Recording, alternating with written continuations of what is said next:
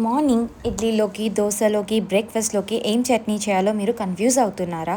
ఇంకా ఇంట్లో కూరగాయలు లేనప్పుడు ఏం కూర చేసుకోవాలో మీకు అర్థం కావట్లేదా? నేను చెప్పే ఈ ఇన్‌స్టంట్ 10 మినిట్ పికిల్ మీకు చాలా యూజ్ అవుతుంది. Hello all! My name is Bhavya. Welcome to my YouTube channel. నేను ఈ ఛానల్‌లో ఈజీ ఇన్‌స్టంట్ రెసిపీస్, కార్పొరేట్ వాళ్ళకి యూజ్ అయ్యేలాగా, హాస్టల్ వాళ్ళకి యూజ్ అయ్యేలాగా ఇన్‌స్టంట్‌గా చేసుకునే రెసిపీస్, లైఫ్ స్టైల్ వీడియోస్‌ని రిలేటెడ్‌గా చేస్తూ ఉంటాను.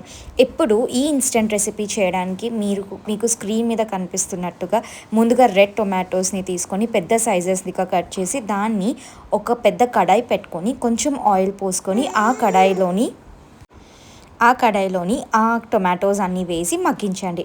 ఈలోపు పక్కన ఇంకో పాన్ పెట్టుకొని ధనియాలు, ఎండుమిరపకాయలు, ఒక్క స్పూన్ ఆవాలు, ఇంకా మెంతులు కలిపి వేయించుకోండి. నేను ఇక్కడ అన్నీ విడివిడిగా వేయిస్తున్నాను. మీరు కావాలంటే అన్నీ కలిపి కూడా వేయించుకోవచ్చు.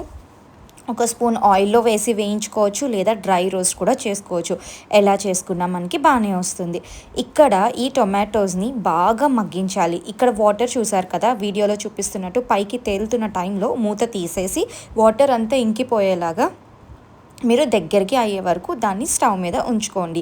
ఈ డ్రై రోస్ట్ చేసిన ఇంగ్రీడియంట్స్ ఉన్నాయి కదా, వీటన్నిటిని ఒక మిక్సీ జార్లో వేసుకొని మంచిగా కోర్స్గా గ్రైండ్ చేసి పెట్టుకోండి. ఇందులో నేను ఎండుమిరపకాయలు యూస్ చేస్తున్నాను.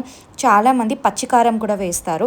నా దగ్గర ఎండుమిరపకాయలు, పచ్చికారం రెండు ఉన్నాయి. సో నేను రెండు హాఫ్ హాఫ్ క్వాంటిటీస్లో వేసుకున్నాను. మీరు కావాలి అంటే కారంకి తగ్గినట్టుగా ఓన్లీ ఎండుమిరపకాయలు వేసుకోవచ్చు.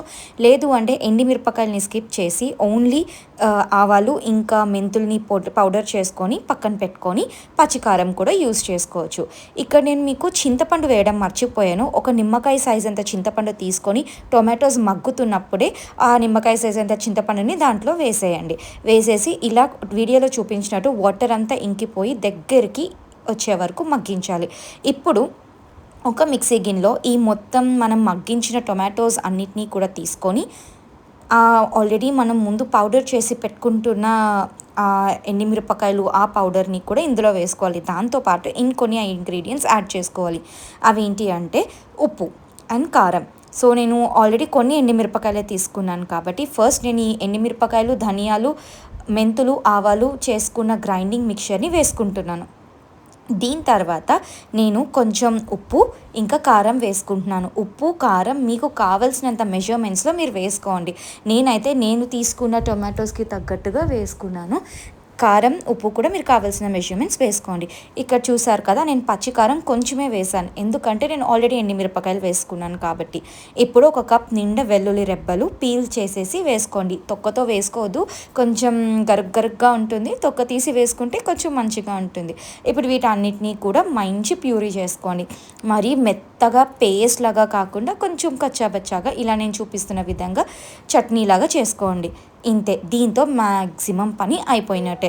ఇప్పుడు దీనికి మనం పోపు పెట్టుకోవాలి. పోపుకి కావాల్సినవన్నీ స్క్రీన్ మీద కనిపిస్తున్నాయి కదా, ఆవాలు, జీలకర్ర, కొంచెం శనగపప్పు, ఇంకా కొంచెం మినప్పప్పు. వీటన్నిటిని నేను ఇక్కడ నువ్వుల నూనె తీసుకున్నాను, కోల్డ్ ప్రెస్డ్ నువ్వుల నూనె. మీరు కావాలంటే శనగ నూనె, ఈ రెండు అందుబాటులో లేకపోతే సన్ఫ్లవర్ ఆయిల్లో కూడా మీరు తాలింపు వేసుకోవచ్చు. నువ్వుల నూనె కొంచెం టేస్ట్ ఉంటుందని తీసుకున్నాను. దీంట్లో ఆవాలు, జీలకర్ర, ఇంకా మినప్పప్పు, ఇంకా శనగపప్పు, ఈ మూడు వేసుకొని మంచిగా మీడియం ఫ్లేమ్లో బాగా పలుకులు ఏగే వరకు మీరు చేసుకోవచ్చు. దీంట్లో మీరు కావాలంటే కొంచెం పల్లీలు కూడా వేసుకోవచ్చు. నాకు ఇష్టం లేదు, సో నేను స్కిప్ చేశాను. బాగా రోస్ట్ అయ్యాక ఎండుమిరపకాయలు, ఇంకా వెల్లుల్లిపాయలు, ఇంకా కరివేపాకు ఇవి కూడా వేసుకోండి. వేసుకొని మంచిగా పోపు అంతా కూడా ఎర్రగా వేగే వరకు వేయించండి. పోపు ఎంత బాగా వేగితే పచ్చడికి అంత టేస్ట్ ఉంటుంది. సారీ ఫర్ ద ఫంబ్లింగ్, అంత టేస్ట్ ఉంటుంది. అండ్ దీంట్లో మీరు కొంచెం ఇంగువ కూడా వేయండి. నేను ఆ క్లిప్ మిస్ అయ్యాను. సో ఇంగువ కూడా మంచి టేస్ట్ ఇస్తుంది. ఇదంతా బాగా ఎర్రగా వేగినంత వరకు చూడండి, నేను చూపిస్తున్నాను చూసారా, ఇలా వేగాలి.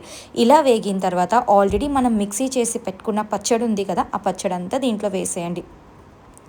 పచ్చడంతా వేసిన తర్వాత దీన్ని లో టు మీడియం ఫ్లేమ్లో మూత పెట్టి కనీసం ఒక 5 to 10 మినిట్స్ అయినా సరే మనం బాగా బాగా మగ్గించాలి.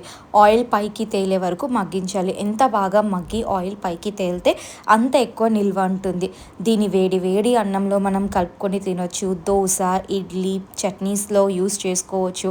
ఇంకా చాలా విధాలుగా లంచ్ బాక్సెస్‌కి యూజ్ చేసుకోవచ్చు. మీకు ఏదైనా ఇంట్లో కూరగాయలు లేదు అంటే ఇన్‌స్టెంట్‌గా మీరు ఈ పచ్చడిని యూజ్ చేసుకొని తినేయొచ్చు అన్నంలో కలుపుకొని. So, this is the instant recipes. ఇలాంటి ఇంకా ఎన్నో ఎన్నో ఇన్‌స్టంట్ రెసిపీస్ కావాలన్నా, ఈజీగా క్విక్‌గా అయిపోయే రెసిపీస్ కావాలన్నా please follow my YouTube channel.